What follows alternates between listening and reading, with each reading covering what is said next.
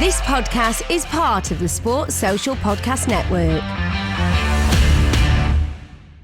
So, hello and welcome back to the Blues Focus podcast with me, Tommy Kelsall, and Dan. Hello, mate. How are you doing?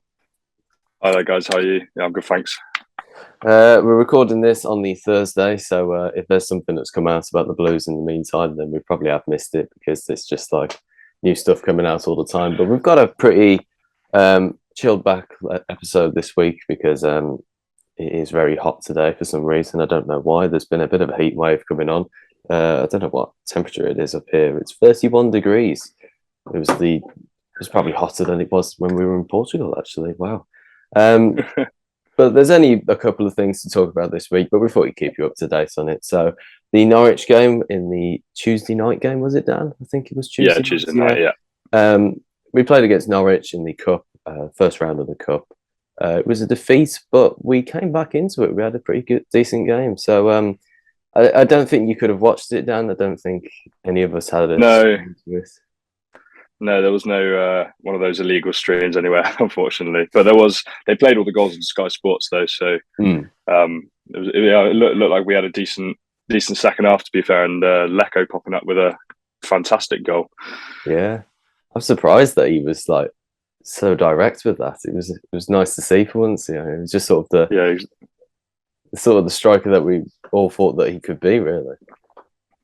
Yeah, I mean, a lot of those situations under Karanka, I mean, he probably would have just turned around and passed it sideways or backwards, but it was good to see some intent and he looks like he's willing to prove himself to the new manager. And that's what happens when you get the new gaffer in. And I know that Blues seem to do it every year now, but it offers a new opportunity for people like Cosgrove as well, to prove themselves again. And it doesn't matter what they've done in the past, it matters what they do now.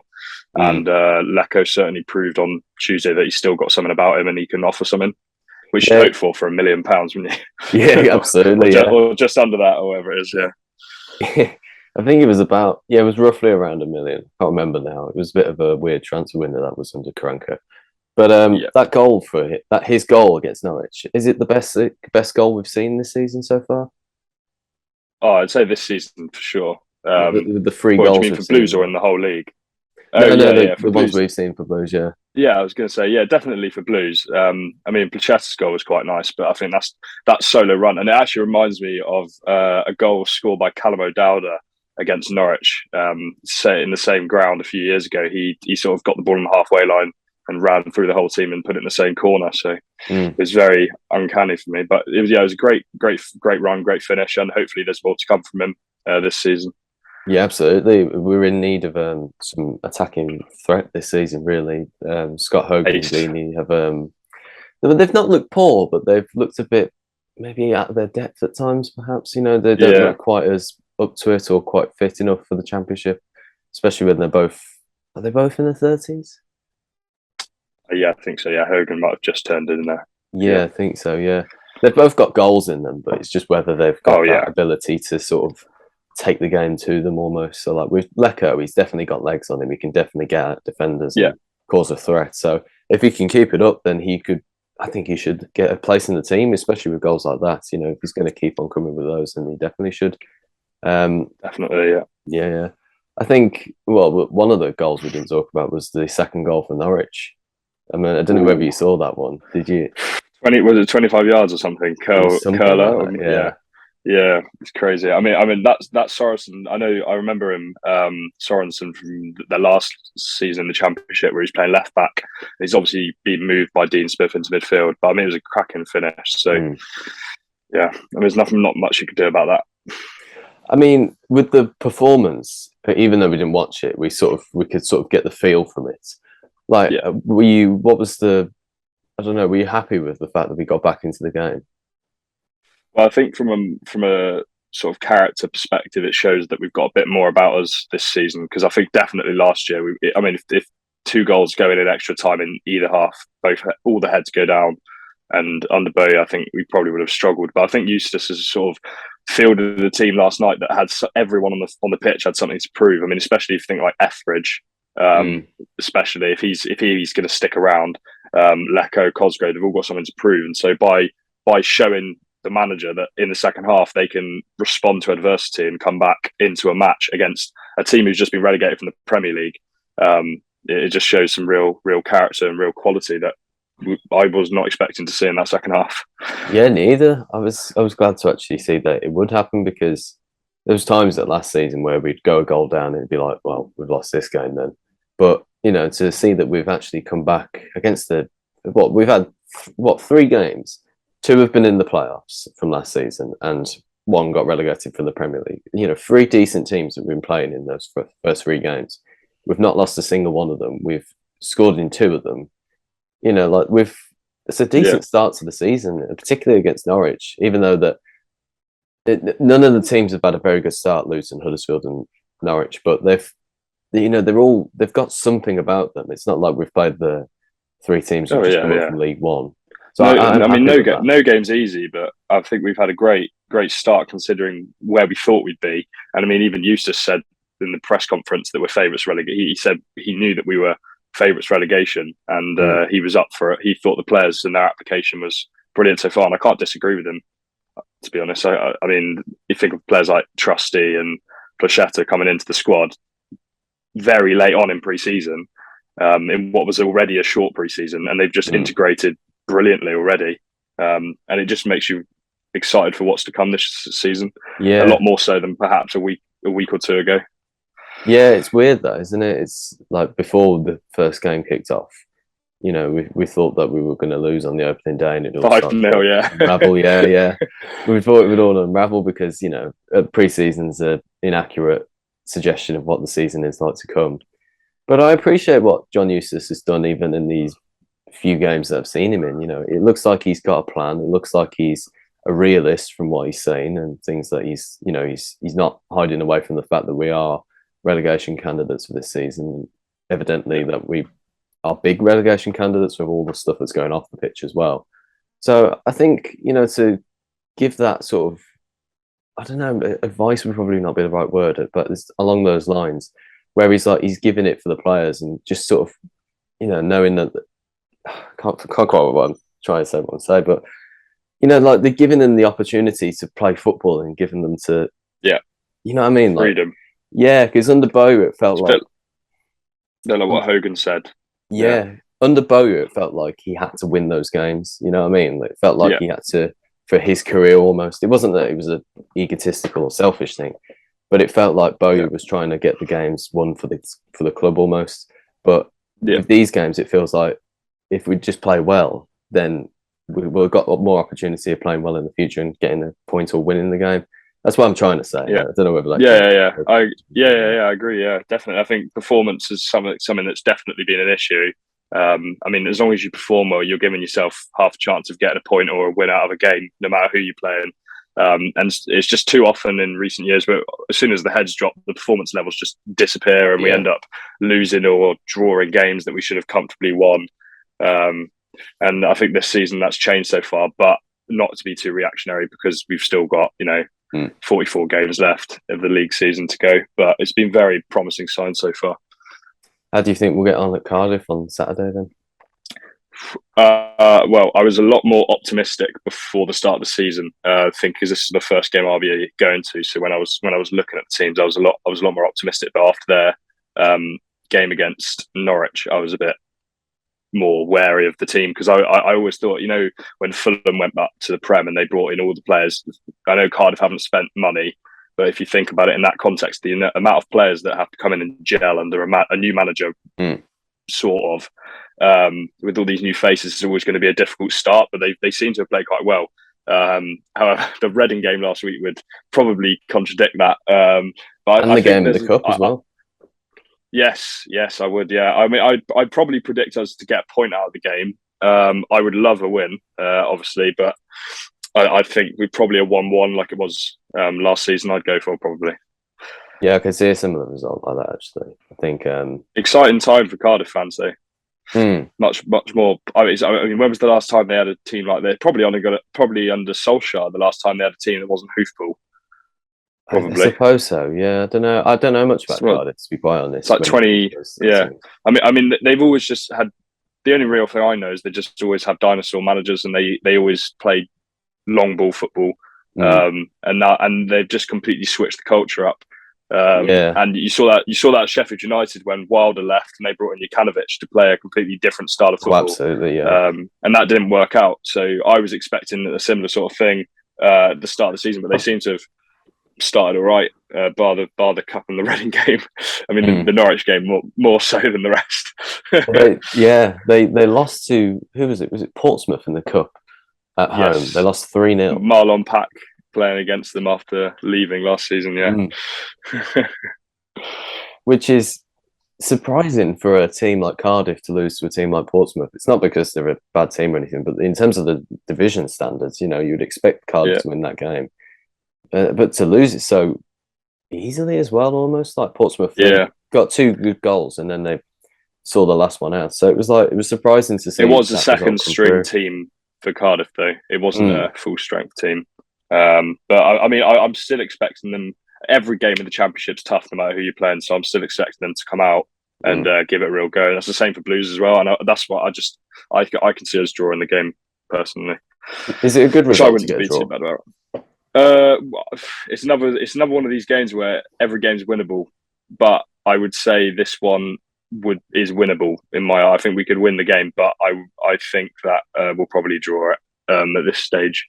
I think realistically between probably after the World Cup break, we'll probably have a better idea of the levels that we're at, because position and performances and results at the start of the season don't really mean anything in terms of a team can drop off after Christmas and be top of the league in January and finish 12th at the end of the season. Same way a team can be 17th in the first few weeks and then finish 3rd. So we don't really know what's going to happen. It's too early to make any sort of like concrete judgments between our team and others, to be fair for me. But like I said, I think I'd be happy with the draw, but I would think this is a winnable game for us.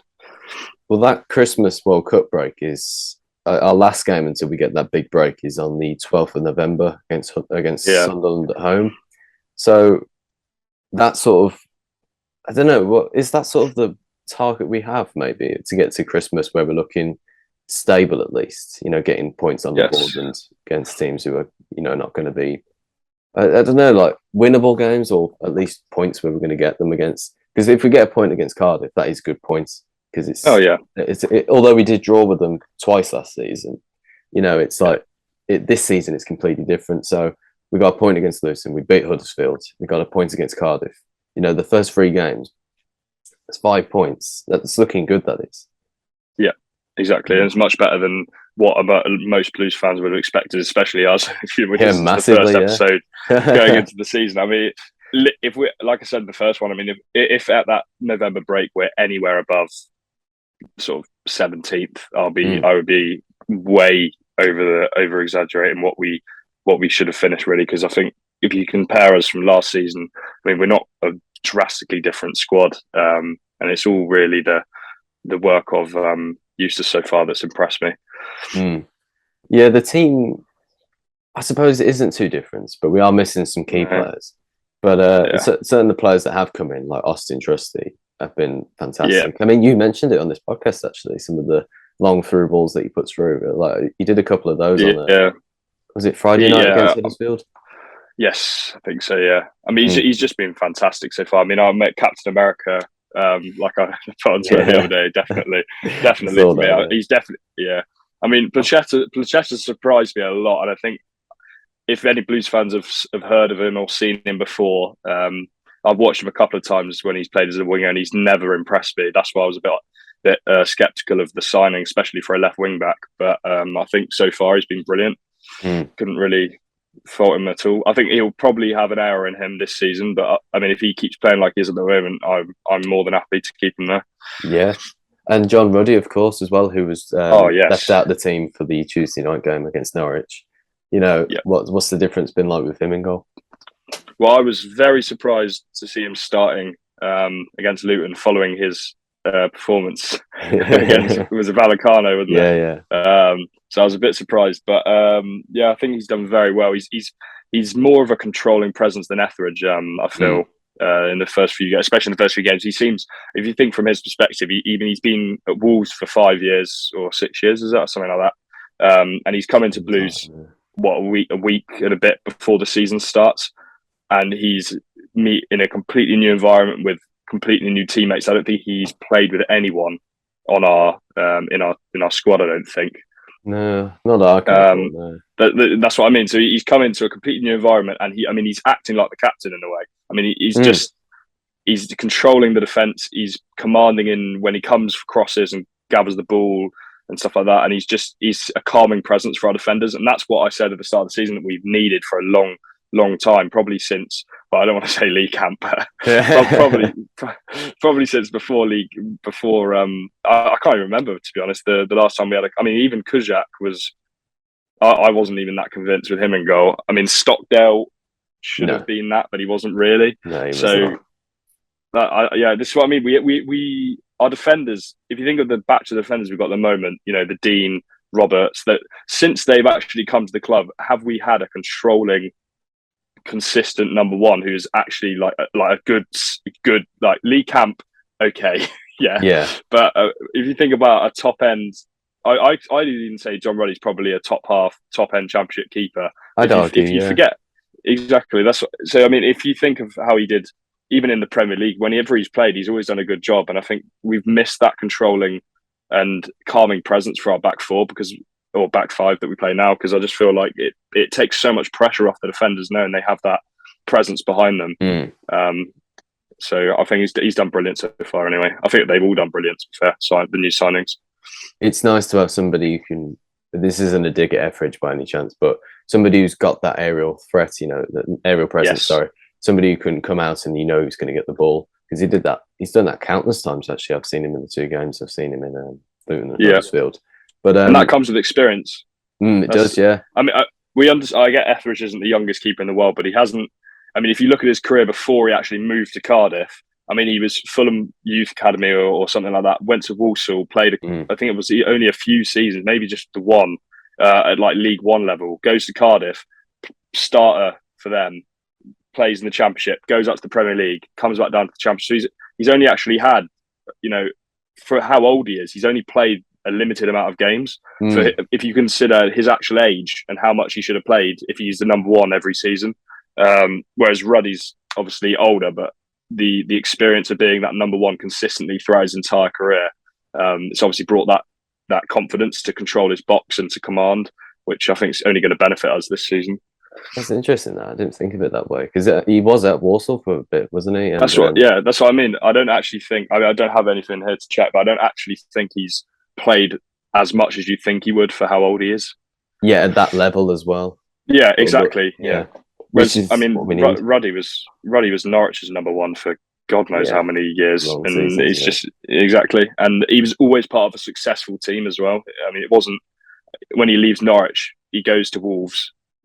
Premier League straight away, exactly. And even when they got promoted, I mean, he still played a couple of games every now and then. I mean, cup games, played in the Prem whenever Patricio was injured, and now they got I can't remember their keeper's name now. Their new one, Jose Sarr. That's it. That's it. So he has actually played some games, and obviously as he's got older, will he be able to play the full 46? Probably more likely because of his position. But I think on a free transfer and what I've seen so far, you can't really complain about the signing, to be fair. No, absolutely. And don't fix what ain't broke. It was like with Matthias Arkic last season. Exactly. Could have easily moved him off the team and put Etheridge back in net, but kept him in net, and he did a spectacular job, really, for the expectation, really, I suppose. A young kid in goal for a Championship side that was struggling. It was very good performances. And it's a similar sort of thing with a few of these players we've got in now. Like I know Bakuna wasn't the signing we made this season, but he almost feels like a new signing by the way he's been playing. Yes. Towards the end of last season, I don't know whether he just sort of dipped off a little bit, but he didn't feel as noticeable as he does right now. He's quality form at the moment. He really is, particularly in that Huddersfield game. I just hope that.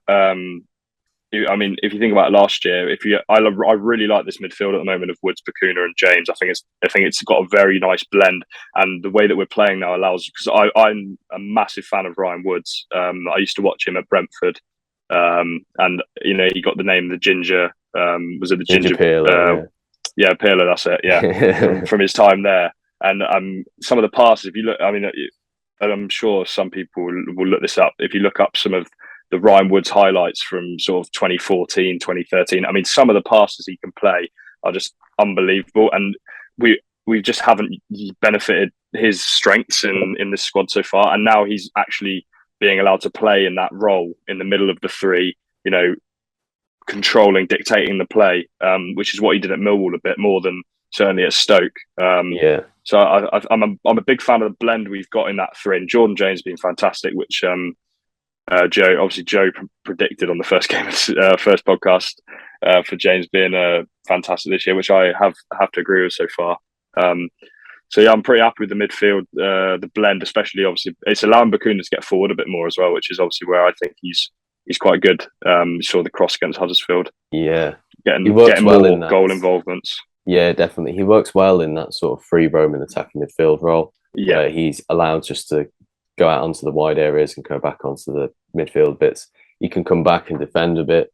You know, I think he's one of those players, if you just give him a bit of freedom and give him a bit of time, he just performs wonders, and he has done so yes. far.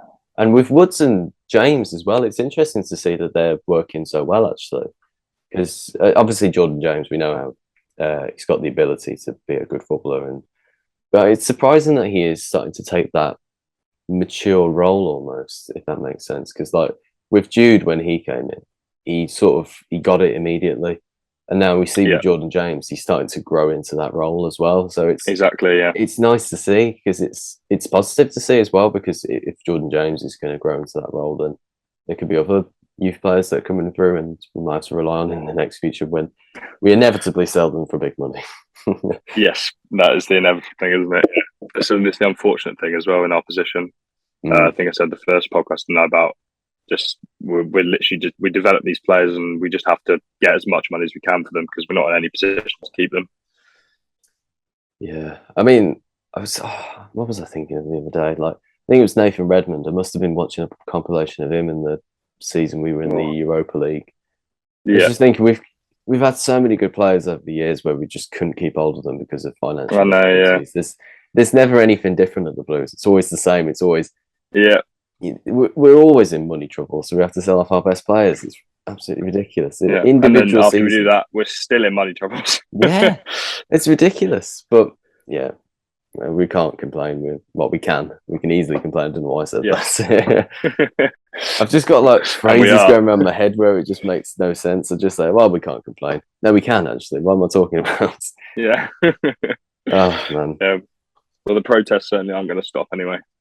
No, I'm kind of hoping they can pick back up again soon, because things just have been going really quiet recently. I'm not happy about that. I want things to pick up again. Well, I'm sure the inflatable sheep and Welsh flags and the English flag, in the away end will spark some. Edward Chang is full of shit, something like that. It was a decent atmosphere last season. It was towards the end of the season. Final away game.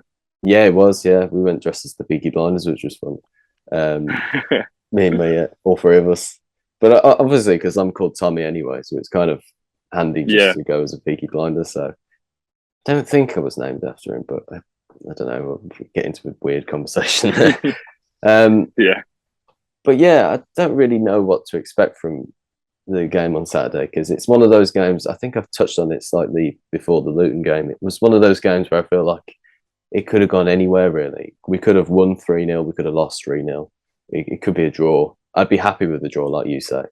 I don't know what would be like a good performance, really, because like I don't know what to expect from Cardiff.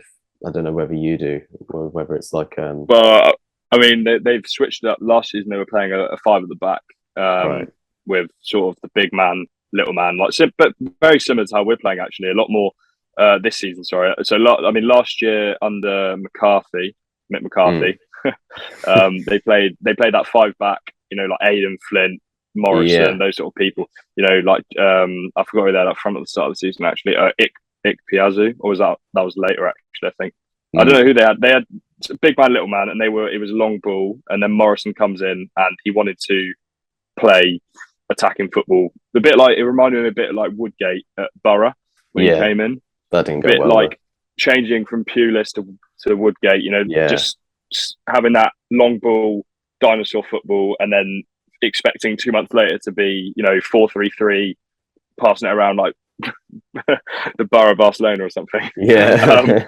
So that's a bit like what's going on at Cardiff, from my perspective anyway. So I think the second half, especially when we were there, end of the season, they were playing a bit of a I don't know, transition between the two styles, because they had players like Tommy Doyle in midfield who was able to pick a pass and play a bit like Ryan Woods, and then they still had Flint, Morrison, Hugo up front, who they brought in January. So it was a bit of a mix of systems. But this season they've completely changed it, as you'd expect with the amount of signings they brought in. So they're playing sort of a 4-2-3-1, with Sawyers in the 10, Right. and with pure wingers. So it's a complete different Cardiff to what you would have been used to. So I'm not sure how we're going to set up against them, because especially in the back three that we're playing with the attack. Well, I mean, Collan not really, but certainly Placheta with the attacking output that he has. There's going to be big gaps between Trusty or Sanderson and the throw-in line. You know what I mean? Yeah, you know what I mean. So I mean that there's going to be a lot of challenges for Blues in terms of defending those wide areas and making sure that the wingers O'Dowda and I forgot who played, I think it's Shea Ojo actually they've signed, doesn't actually get in those spaces, because if they split the defenders, they've got this. I think they're playing with the one striker now, but it was like Sawyers making late runs into the box could be quite difficult to defend. So I think Blues have got to be switched on for the full 90. Yeah. Tomorrow? No, Saturday. No, for Saturday. I've lost track of days completely over this summer. I know. It's ridiculous. I can't believe it's August. It's on TV as well, and it's on Sky. I know, it's August already. Yeah. I think if we take the games to them, we can do a similar thing like we did at Huddersfield. So it's like, we've got the ability to just go at them with, especially with Bakuna now that we know that we can just sort of let him free. I think, I don't know, would we keep the same team again? Or is that a bit too predictable then? Because with Cardiff's way of setting up, they probably would like us to come with the same team almost. Well, I know that Eustace said Gardner might be available for the weekend. This was actually what I was trying to touch on earlier, because I was meant to say, does a senior player like Gardner get that instant start under Eustace? Because, I mean, look, Bowyer, I mean, if let's say JJ's playing for a few games, if Gardner came back from injury, I mean, I wouldn't put it past him just to chuck him straight in, and regardless, because he always liked those senior figures. But it looks like Eustace giving the youth a bit more of a chance, so hopefully that means that JJ will still play, but I could see us sticking, to be fair. I wouldn't. Yeah, I don't think anyone was outstanding against Norwich well, other than like the players that have already started this season. I mean, I'm talking about, the Cosgroves and that sort of thing. I don't think any of them have been that brilliant in that game that would cause a question. Perhaps Lecco, but I wouldn't say that he would necessarily work alongside Deeney. No. For me. So would you replace Hogan for him then? If you were putting Lecco in the team in this hypothetical, if I was putting Lecco in the team, yes. Well, I mean, now that Placheta's at left wing back, yeah, because Lecco at left wing back there, wasn't he? Yeah, that's But I'd say this is the thing, because he's always been, throughout his whole youth career, he was always a winger, and then he went to Charlton on loan, and suddenly they played him up front under Bowyer, and we signed him and played him as a winger with Duke up front in that under Karanka in that 4-2-3-1, and then obviously Bowyer used him as a striker, and he's just never really looked up to it. We obviously, the ability that he's got, and what he brings to the side, but he's never given that output that you need to be consistent in the Championship. But I think in the system we play at the moment, I would say you'd put him in instead of Hogan. Yeah, but I wouldn't want to do that. Right. Okay, that's interesting. Yeah. So we're coming up to the end of this podcast. We'll have a quick final prediction of. Well, actually, we could have like a two-way prediction. Actually, we could have a realistic opinion of what the score's going to be, and then what you want to happen, supposedly, which I imagine would be a Blues win. Yes. Well, I'd say realistically 1-1, same as last year. I could see it being a scrappy game. Cardiff trying to play out, I know this sounds a bit, maybe, I don't know, I'd see it maybe similar as the Luton game, where we're going to just sit back and back our defensive line to perform, and then maybe catch them on the break. Because obviously this new Cardiff team is going to be a shock, I think, especially to players who have played against Cardiff before. To suddenly be in this team and think, right, we're at Cardiff, we know what to expect, and then the whole week they'll have been drilled on. Cardiff don't play this long ball football anymore. They're being expansive. They're playing out from the back. They're playing with the midfield. They're much more fluid. So it's going to be a difficult one. But I'd say realistically, I'd say 1-1, bit of a scrappy game with us defending. Cardiff bringing the ball out from the back, and I was playing on the counter attack, which probably might work out quite well if we can execute it efficiently. With players, Plachetta on the left, Hogan up front. We've got those pace on the turn. So I'd say realistically 1-1, but I would hope for a 2-0 Blues win. A 2-0, okay. I think realistically, I think that Cardiff would win the game, really, because it's away. If it is the similar game to Huddersfield, is what I'm thinking in my head. If we go at it and try and get an early goal and try and see the game out, I think if that was, say we went 2-0 up and then they pulled a goal back in the second half, I can easily see Cardiff getting 2 more goals. So that's the thing. It's like that sort of, because we were at home and we were at the fans behind us. I think that's why we won. That's why we had that. Is it sold out the away end? I haven't really checked, to be honest. I'd imagine it would be. I mean, I bought my tickets a couple of days ago, and there was I think it was like 800 left or something. It's only a 2,000 something allocation, isn't it? I think so. So they sold pretty close, yeah. Yeah, exactly. That's what I mean, because it was sold out last year, and it was obviously last away game, but sold out last year, so you'd hope so. And it's on TV as well. Yeah, I don't know. It's interesting to think whether we could have that fan boost, maybe. I think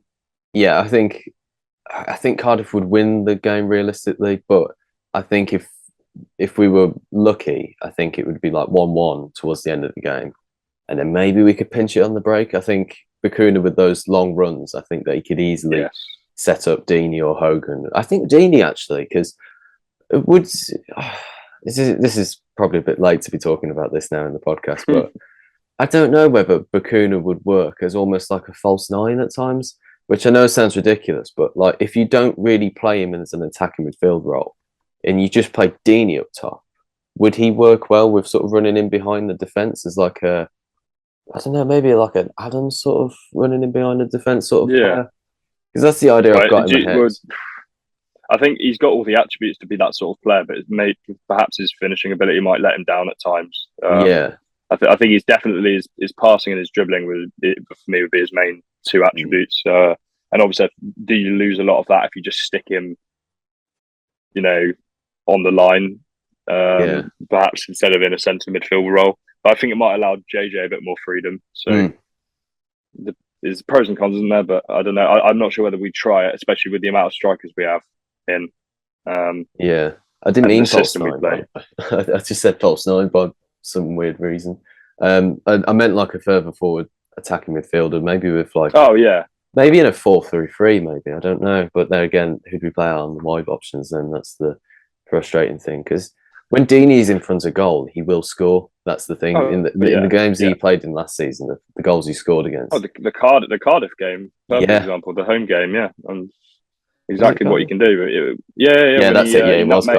He nutmegged Aidan Flint and then put it through the. And this is what I mean. This is the player we've got, and we've heard all these interviews about how he was, pissed off about last season and how he knew that he was woke. I think he's called it awful or like the worst season of his career or something like that. Yeah, and he wasn't wrong. He did way worse than I think most Blues fans expected him to.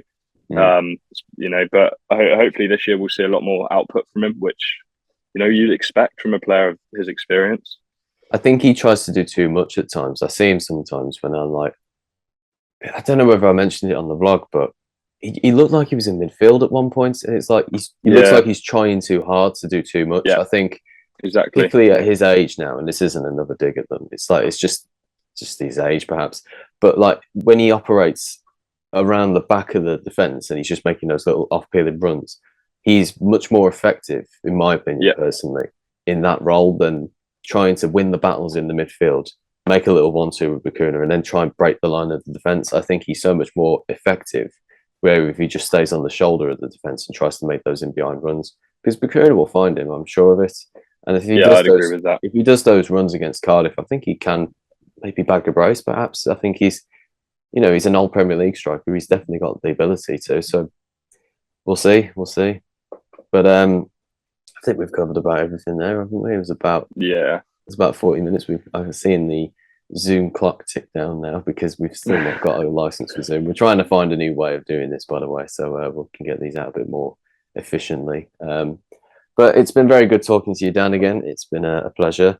You too, mate. Thanks. Yeah, we went for a 1-1, did we? I think we both went on a 1-1. Well, you went for a 3-2 Cardiff win. Yeah. I think. Yeah. I'm trying to think optimistic, but it's football. That's my brain. That is, unfortunately. It is Blues. It's Blues as well. Yeah.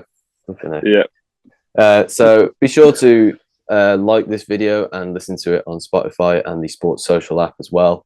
We'll be doing a vlog again for the game on Saturday. It was going to be Dan until we decided to suddenly join in at the last minute. But I'm sure we can rearrange that for another game in the season. Get Dan to do the vlog. I need a rest sometimes from vlogging it. It is a lot. You can get the half-time interview. Yeah. Oh, he'll definitely be on at half-time when we've got to find out where you're sitting in the ground. Do you know? Section 1, allocation 1. Okay, right. I'll have to check my tickets in a minute for downstairs. Mine are at home. Oh, yeah. But it's been very good talking to you, Dan. Thank you very much for coming on again. And like I said, be sure to check out all of our socials down in the description. Listen to us on Spotify and Sports Social. Watch the vlog on Saturday. And keep right on. This podcast is part of the Sports Social Podcast Network.